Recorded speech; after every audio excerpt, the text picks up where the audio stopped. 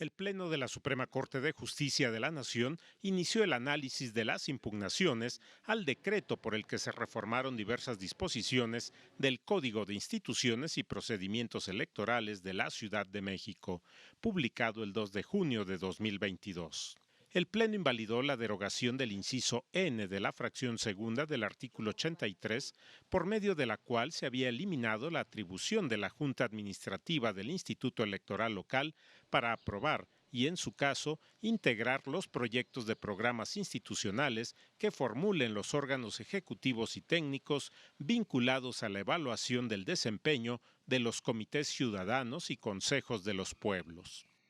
Así, al referirse directamente a los pueblos originarios de la entidad, el legislador de la Ciudad de México estaba obligado a realizar la consulta identificada previamente a derogar el inciso N de la fracción 2 del numeral 83 a que se ha hecho referencia.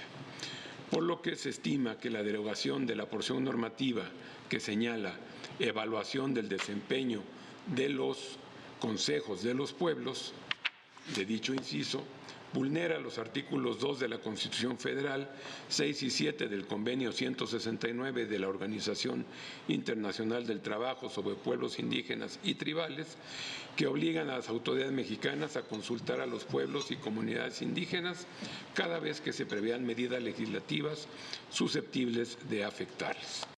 Se consideró que dicha derogación podría afectar directamente los intereses o derechos de los pueblos y barrios originarios, además de comunidades indígenas, sin que se realizara una consulta previa.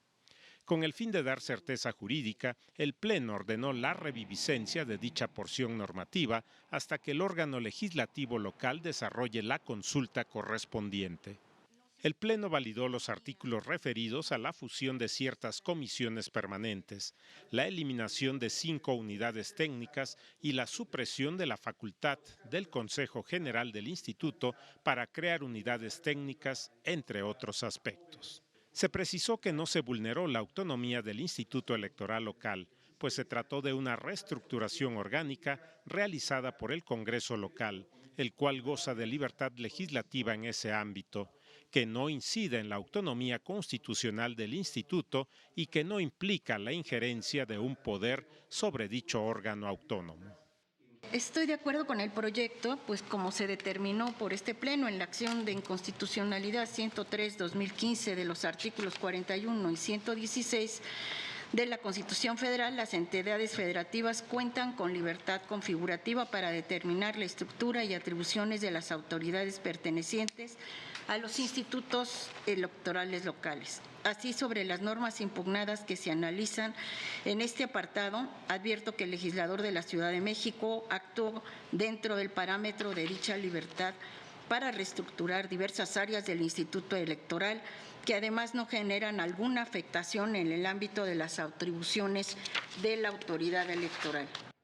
Se estableció que la aplicación del principio de austeridad republicana no invade la autonomía de los órganos autónomos o la posibilidad de desarrollar sus funciones sustantivas, pues resulta acorde con los principios de eficiencia, eficacia, economía, transparencia y honradez a que se refiere el artículo 134 de la Constitución Federal y que son aplicables al gasto público. Respecto de la derogación del artículo 98, párrafo último, donde se preveía la facultad del Consejo General del Instituto Electoral para crear unidades técnicas, por mayoría de 7 votos el Pleno se pronunció por su invalidez. Pero al no alcanzarse la votación mínima calificada de 8 votos, este aspecto fue desestimado.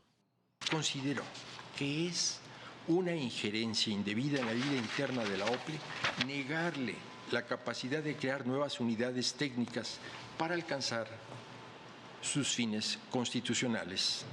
La autonomía constitucional de estos órganos parte de la base de que actúan de una manera técnica y especializada, que estos órganos conocen mejor que nadie y en ese sentido constreñirlos de esta manera puede impactar sus funciones constitucionales y los derechos que dependen de que se realicen adecuadamente. Por ello, considero que la derogación del último párrafo del artículo 98 es inválida. Si se quiere eliminar la facultad de crear nuevas unidades, se debe de garantizar que el instituto tendrá los instrumentos suficientes para reorganizar su estructura. Todo esto en aras de su autonomía funcional. La discusión de este asunto continuará durante la próxima sesión del Pleno de la Suprema Corte de Justicia de la Nación. Poder Informativo, José de Jesús Cruz y Baja.